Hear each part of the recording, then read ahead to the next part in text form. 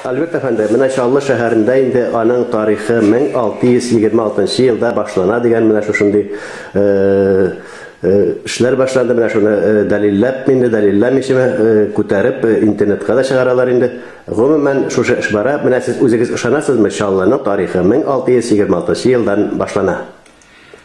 1626 ел ул безнең чыганакларда, рус язма чыганакларында сакланып калган дата. Анда инде китерелә писовый китаплар дип әйтик. Ул китапларда китерелә шушы елны Алабугада берничә гаилә, 27 кеше инде чыгып утыралар Кама елгасының аръягына һәм анда имештер алар нигез салалар Бережные Челны авылына дип баралар. Ләкин 626 ел ул соңгы дата түгел, бер генә дата түгел, шулай ук әйтелә анда шәһәр барлыкка килгән 642 елда дип, даже крепостьне сүтеп алып киткәч, 1642 крепостьне сүтеп алып киткәч, бер вакыт анда бушайып та тора, то есть шәһәр статусы юкка чыгып тора, крепостьне зәйгәп киткәч, һәм 1652 ел дип әйткән дата да бар. Бу бөтен даталар инде алар соң даталар.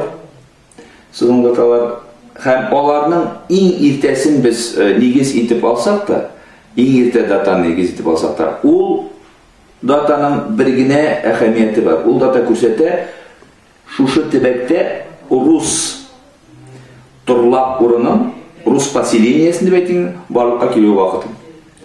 Ләкин бит инде рус кешеләре тора башлаганнан гына шәһәрнең тарихы алына дип әйткән сүз түгел. Чаллы шәһәре исем әйтеп тора, борынгы шәһәрләр рәтенә керә. Безнең Татарстан җирлегендә генә дә берничә истәлегебез бар, бу исемне йөрткән. Әммасы инде Шулман елгасының сул ягында урнашкан бер Болгар заманнан килгән бер безнең инде опор терек урыныбыз, опорный пункт урысча әйтеп әйткәндә. Аның тарихы бик бай, чөнки бу җирдә тирә-якта берничә бик кызыклы болгар шәһәрләре бар, болгар истәлекләре бар.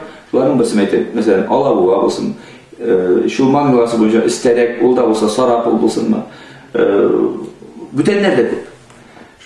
Минем уйлавым буенча инде Алабуга, то есть Чаллы шәһәренең тарихы ул барып ташырга тиеш болгар заманына. Монда инде археологлар әле бер сүзгә киләлмиләр, галимнәр бер сүзгә киләлмиләр. Монгол алды чоры белән бәйләргәме, яки Алтын Урда чоры белән бәйләнгән. Риваятләргә таянсак, фольклор истәлекләргә таянсак, әлбәттә Монгол алды чоры яхшырак карый. Моның турында инде әлеге дә баягы Җәгъфәр тарихы да мәгълүматлар бирә. Ләкин инде Җәгъфәр тарихына ышанып бетмәгән галимнәр, ышана алалар археолог дәлилләргә. Без, мәсәлән, өзебез 97-2008 елларда Чаллыда кызыклы гына тикшерүләр үткәрдек. Археолог тикшерүләр һәм шунысы кызык, бер уйламаган җирдә без барган идек инде Казан ханлыгы заманы әйберләр булмасмы? Бер дә уйламаган җирдә Алтын Урда әйберләре, Алтын Урда заманы әйберләре. Һәм 8-нче елда, 2008 елда без хәтта болгар монголга караган, то есть монгол чорына караган, яки монгол яуларына кадәр даталанган болгар истәлекләренә тап булдык. Ул да булса савыт сабалар, ул да булса үй җиһазлары, то есть хада гыдырманда яки безедерме яки сәүдә тамгаларыдырмы, шундый нәрсәләр табылды инде.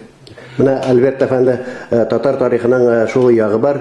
Анда теге яки бу каланың менә шул торакның даталары күрсәтелми. Менә шуңа күрә кайбер буталчыклар килеп чыга. Менә бу нилектән шулай микән? Даталар күрсәтеп шәһәрне атау ул бит артык дөресүк булмаган проблема.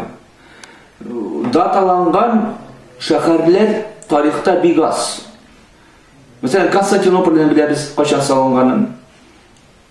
Яки әйтик Европадағы яки Азиядегі, mesela Багдад шәһәре кашан салынганын білебез. Ан тип-тигел даталар. Римне дә без белмибез кашан салынган. Римне дә легендаларга таянып кына әйтә алабыз. Рим шәһәре шушы елда салынган дип.